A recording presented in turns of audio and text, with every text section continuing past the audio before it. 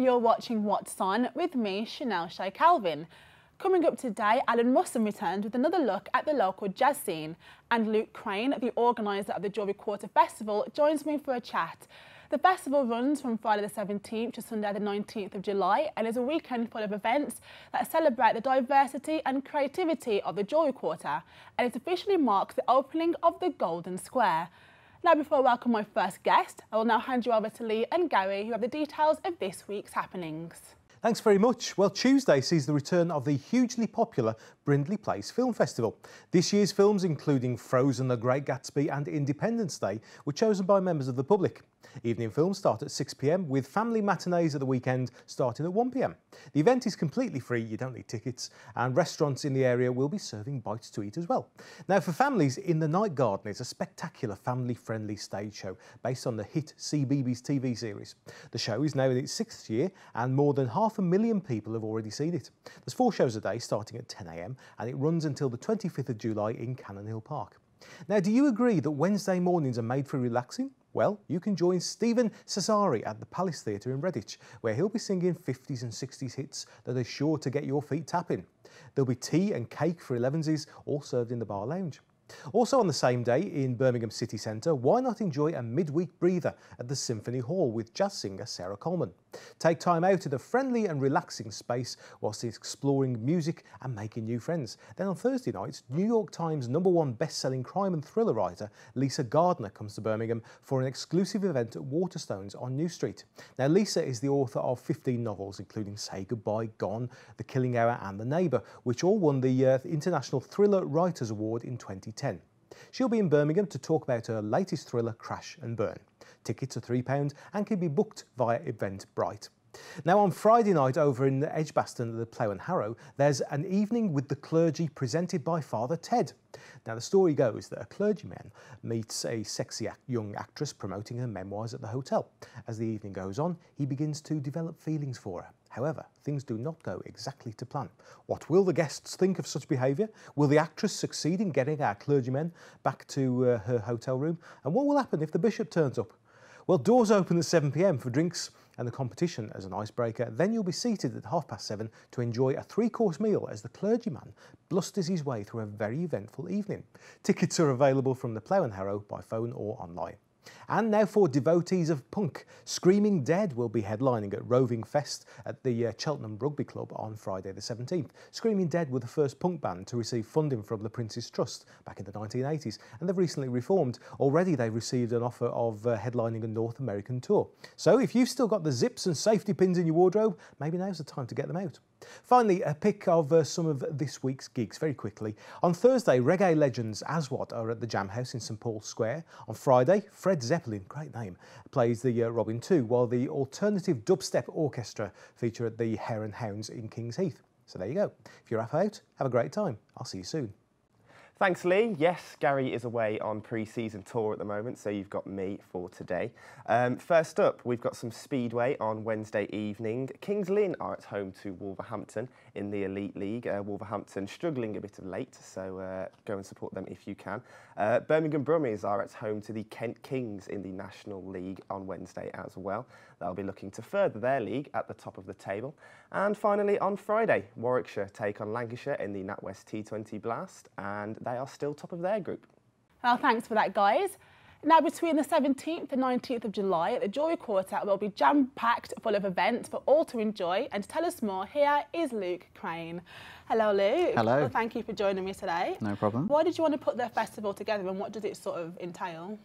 The bid wanted to put together a festival for the Joy Quartet to celebrate the unique heritage, the culture, but also to explain to people there's a lot more to the area than just jewellery, and we've got a lot of creative flair in the area, and there's a lot of businesses who are tucked away behind closed doors, tinkering away, making things, creating things, and we wanted to invite people to come in and see what it is they do. Why do you think nothing like this has ever happened before, do you think?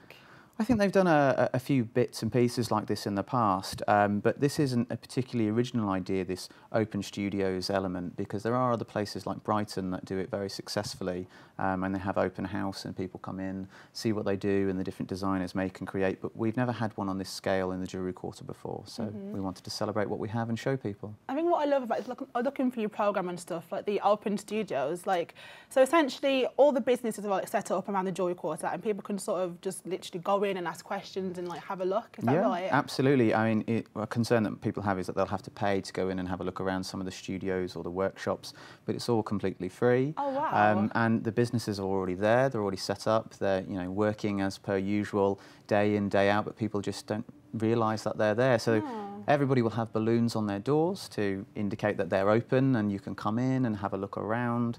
And as I say, it will all be free, and you can just go in and have a gander. So can you actually interact with these business owners and actually see them at work? If you've got any questions at all, can you just sort of... Yeah, no, there were various businesses across the quarter on the day will be running workshops. They'll be showing people what they do. You'll be able to ask them questions. It varies from business to business as to exactly what they'll do.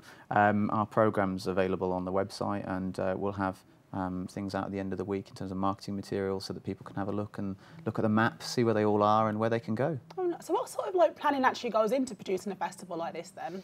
A lot. I can imagine. Yeah, it's been a few sleepless nights to say the least, but we've got a dedicated team. They all work incredibly hard. We've been putting this together for the last 3 or 4 months. 3 or 4 months? Yeah, it's taken a while. You managed to contact so many people, and it's... Yeah. I think 3 or 4 months is not a long time at all to like achieve what you've done. No, it was a bit of a last-minute decision, really. Most people, I think, plan these things about a year in advance, and we're planning to make this an annual event. So I think next year maybe the pressure will be off a little bit more. Nice. I mean, people keep asking me, oh, how many people do you expect? It's very, very hard to say because it's our first one, but we're hopeful that lots of people will come down, they'll take an interest, they'll want to go in and see what the businesses are doing. But alongside the Open Studios, we're launching the Golden Square. So the festival itself is really got 2 parts to it. We have the Open Studios, which we've just discussed, and then we have the Friday night, which is the official launch of this new public realm, new open pedestrian space for people to enjoy, which used to be a tarmac car park. It's much improved. And we'll be having a helter-skelter on there for free rides. We'll be having a live stage for music, and we'll be having various things across the weekend. It's sort of a centre for entertainment. But of course, the big thing we're having is on the Friday night, we're having a light show on the side of the Big Peg building, which is next to the Golden Square, 7 or 8 floors high. It looks really beautiful. It's in the clip from that. It looks really, really nice. Yeah, it's very impressive. We did the test last night, and lots of people were coming and asking questions and want to come and see the full show, which is on Friday the 17th at 10 p.m. Nice. I think I'm really glad that you're doing something like that in the Joy Quarter, because I only know like a few businesses in there, but like looking for your programme, I didn't even realise that half the places actually were there. So I think this is a really good place to get people to come and then hopefully return again. Yeah, absolutely. I mean, one of the things we're trying to get across is that this isn't just a one-off festival or one-off event. We're always doing events in the Jewellery Quarter. There's always lots to come and see. We've got 4 museums, we've got lots of galleries, alongside, of course, all of the businesses we have. And people, because of the name Jewellery Quarter, we have some fantastic jewellers who make bespoke pieces. Lots of people come there for their wedding rings, their engagement rings and other pieces and items that they might want for special occasions. But we also have all sorts of other things, as you'll see from our Open Studios map and the programme list, where we've got glass, we've got etching, we've got tapestry makers, we've got photographers, filmmakers, web designers. There's just all sorts of stuff in there. People making leather items, wallets and things bespoke for people. There's lots and lots of different things to see. Amazing. I guess this is like putting Birmingham on the map even more then, because obviously these businesses get to show what they can do, and if people didn't know that Birmingham offered this is an amazing opportunity to actually see it. Absolutely. I mean, there's lots and lots of places to see, and the Jewellery Quarter is an astounding place. They've got over 200 listed buildings. I mean, so much heritage in that area. And one of the pieces we'll be doing in our programme, which is a newspaper which comes out at the beginning of next week for people to have if they'd like to, is we're doing something called History Still Standing. So we've done a bit of a timeline that indicates buildings that were built hundreds of years ago or 100 years ago that are still there and often still in use that people can go and have a look at and see what they look like. So good. Obviously, like you quickly mentioned that you're thinking of expanding it or doing it like annually. Yep. Would you go to another area in Birmingham, or do you want to keep it in the Jewellery Quarter? No, the JQ bid is there for the Jewellery Quarter to promote it, to make sure that people are aware what we do, what we make, what we have, to come and explore it. So it's all about promotion for the Jewellery Quarter only. And you know, we have our Quarter Life magazine, which we do every 4 months, which people can have a look through, where we tell people what's happening and what's going on. And we have our website, www.jewelleryquarter.net, where we update people with constant blogs on what's going on with the festival, and every day, you know, who's coming on board and what we're delivering. We do fashion shows and things like that. So it's all within the Jewellery Quarter, and it's all to promote the Jewellery Quarter. So we would stay there, and we would hope to expand it. More businesses would get involved and open their doors, let people come in and see what they're doing. And thank you so much for talking about this with me today. Not at all. Thank you. Thank you. So Mind of the Joy Quarter Festival runs from Friday the 17th to Sunday the 19th of July. Well, that's all for this half of the show, but after the break, Alan Musson will be here with a look at the Midlands jazz scene. So I'll see you in a little while.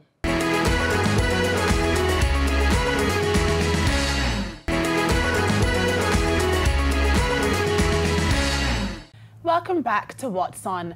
Now let's have a look at the jazz scene. Here is Alan Musson. Hello again. Hi, Chanel. It wasn't too long ago that you were back here as well, so it's nice to see you again. I've got a key now, you know. Just pop back in all the time. So obviously you were talking about the Jazz Festival last time. Yes. And I'm right in saying there's quite a few happening, well, this month as well. There's another festival. Another one? A new festival. As soon as the Birmingham Jazz Festival finishes, there's another one starting on Friday. Oh, so is July quite prominent for It is these jazz? days. It used to be dead from the end of June until September on the jazz scene, but nowadays they've got more and more festivals. That's so quite nice then. yeah, there's a new one starting, as I say, on Friday, under the auspices of Birmingham Jazz, and they're presenting the first festival of contemporary jazz legends, using a number of venues on the Birmingham Jewellery Quarter. Oh, yeah, because the guests I spoke to earlier today as well, they're from the Joy Quarter Festival. Yeah, it's part of the JQ Arts Weekend and Brumfest. Oh yeah, that's a previous show as well. So obviously it's something's happening in so many different areas of Birmingham. Yeah, it's all coordinated. There's a lot happening on the jazz scene around the Jewellery Quarter all year round, but they seem to have got their act together and putting on even more. Oh no. Shall I tell you what's happening? Yeah, some of the things. It's curated by the trumpeter Henry Lowther, who's a well-known face on the British jazz scene. He's been around since the late 1960s. He was once a member of the Keith Hartley Band. And they toured America, and he was spotted by the jazz trumpeter Miles Davis whilst he was over there. Oh no. And apparently he was quite complimentary about his playing, but I think he was a bit envious because Miles Davis was playing to capacities of 50 or so in little venues, and the Keith Hartley Band is playing to venues of 1,000 a night. That is a massive show. Well, they were playing in LA at the Whiskey A Go Go, which was a great club back in the late 1960s, so 1,000 a night. That is amazing. But then he saw the error of his ways and decided to become a jazzer. And he's coming to Birmingham to curate the festival. It's quite nice that obviously international artists are coming here as well, which I think is Well, yeah. really good. Yeah, that's right. Well, he's up from London, so not quite international, but he was international once. But another musician, also a colleague of Miles Davis, was Dave Holland, bass player from Wolverhampton. And he was spotted by Miles Davis at Ronnie Scott's back at the late 1960s, and I think I might be saying he went over to America and stayed there. So is it quite prominent all over the world then, do you think, sort of jazz music and jazz festivals? Yeah, I think so. A lot more in the States, but we're catching up over here. So if I tell you some of the names that are appearing at the JQ Jazz 15 Festival. Friday night, the 17th of July, we've got Toby Bolch and his trio, and they're playing at the Pomegranate Cafe on Warstone Lane. And towards the end of the show, I think we've got a video from Toby as well, so you'll be able to hear what he's playing like and give you a sample of his music.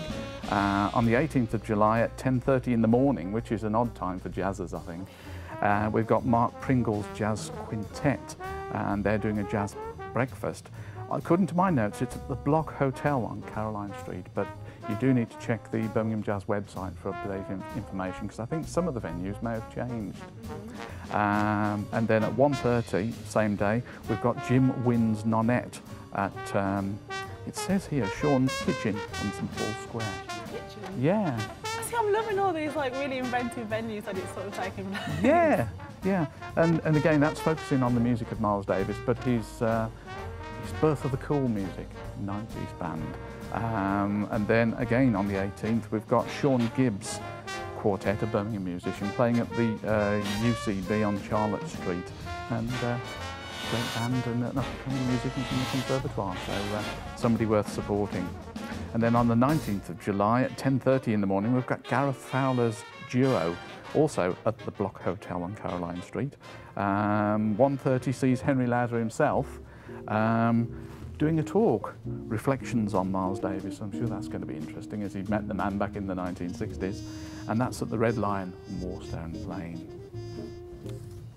Okay, and then what else have we got? We've got at 5 p.m. the Cannonball Adderley tribute. Great name, isn't it? That really is. I couldn't pronounce that one myself. I graduated that one. Yeah, there used to be a club in Birmingham which was on Adderley Street, and it was called the Cannonball Jazz Club, so that's quite witty, isn't it? But it is. He was a great alto saxophonist, a friend of Miles Davis, worked with Miles Davis back in the 1950s, and Chris Gumbley is recreating his music, and that's at the Red Lion, 5 p.m. on Saturday. And then also, 8 p.m. on Saturday, Mingus Profiles Sextet, which is a tribute to Charlie Mingus, who was a double bass player also that was connected with Miles Davis back in the day. And that band features two great saxophonists, Chris Biscoe and Tony Kofi, plus a host of other stars, it says on my notes. And then we've got at 1:30 the following day, on the Sunday, Henry Lowther playing with his own band. So that should be great. 3 p.m. we've got Standard Miles, which is Simon Spillett's quintet, playing the standard music show tunes associated with Miles Davis. And then at 5 p.m. we've got Brian Corbett, another wonderful local trumpet player, who's bringing a new band with Chris Bowden, also to the Red Lion, for more Miles Davis music. Is that venue quite popular then, to like hosting these sort of... The Red Lion is the home base for Birmingham Jazz, so they put on a lot of their concerts there. So yeah, it'll be familiar to Birmingham Jazz fans, I think. So it's great stuff. And then the festival finishes with a jam session somewhere else at the Brown Lion. Which is also in the Jewellery Quarter, and that's the JQ Jam session. That's at 10:30. And something I'd also like to add is there's a festival of jazz photography from John Watson. He does photographs for a lot of the jazz periodicals and jazz websites, and he's doing an exhibition of his photographs, and that's on now, I think, at Urban Coffee down in the Jewellery Quarter as well. So that's just some of the things that are happening on the Jazz Festival. Other things, moving on to Monday, we've got the New Orleans Hutshots at Quarry Sports and Social Club over in Northfield, and that's at 8:30. And on Tuesday the 21st, we've got Three Step Manoeuvre. They're back again. We had them a month or so ago, but they're doing great things at the Jam House in St Paul's Square. Alex Woods plus a jam session is at the Spotted Dog.